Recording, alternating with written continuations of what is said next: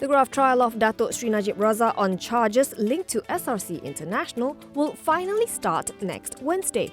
The ousted former Prime Minister is facing 7 charges of criminal breach of trust, money laundering and abuse of power over a transfer of 42 million ringgit of funds from the former 1MDB unit into his bank account. Najib was set to go on trial on February 12, but appeals over procedural issues filed by his lawyers had delayed the case for almost 2 months. The charges are framed under Section 41A of the Anti-Money Laundering and Anti-Terrorism Financing Act 2001. They carry a maximum fine of 5 million ringgit or a jail term not exceeding 5 years or both if convicted. Wednesday's proceedings is the first of several Najib will face, as he has been slapped with a total of 42 criminal charges, including 1 count of abusing his position by ordering the final audit report on 1MDB to be amended before tabling it to the Public Accounts Committee. Permodalan Nasional Berhad made its largest payout since its inception in 1978, distributing 15 billion ringgit in dividends.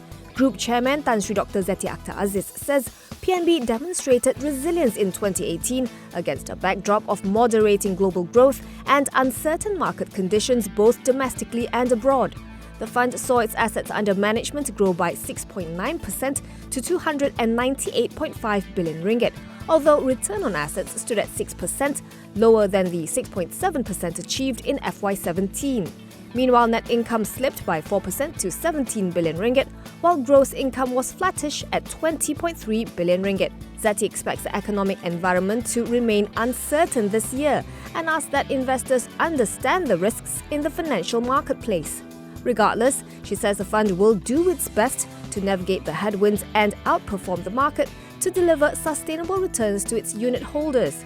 Zeti adds that PNB will be undertaking a mid-term review of its 5-year strategic plan, looking at key areas such as strategic asset allocation and optimal liquidity management.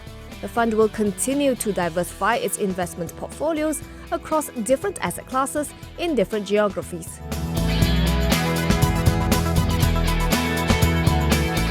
The world's largest rubber glove maker, Top Glove Corp, is expecting to shrink the workforce at its plants by about 15 to 20% in FY19.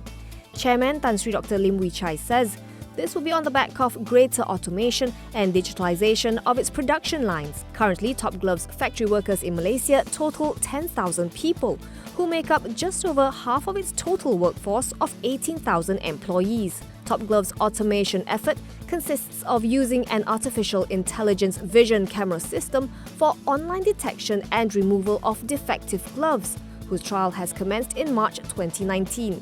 It also comprises an advanced auto-packing system and automated warehouse management system, both of which are targeted to start by mid-2019. Lim says the glove maker is hoping to cut the number of mistakes caused by human error, which would improve its profit margin to over 20%. He adds that the group is aiming for a double-digit increase in sales revenue and profit from China in FY19.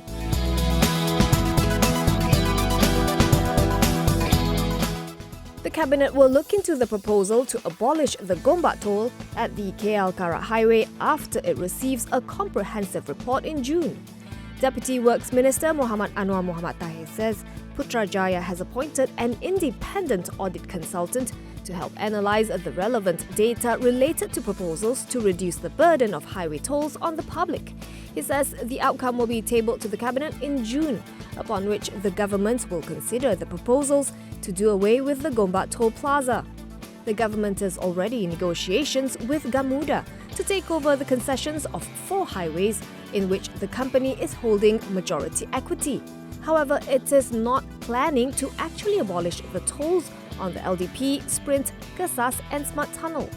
Rather, it plans to introduce congestion charges, which means that highway users may traverse for free during off-peak hours.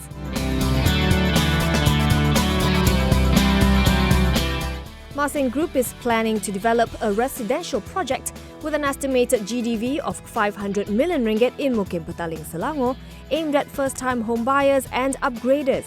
The property developer says its wholly owned unit, Mah Sing Properties, sealed a deal to buy a 4.63-acre parcel of freehold land in Mukim Petaling for 90.3 million ringgit.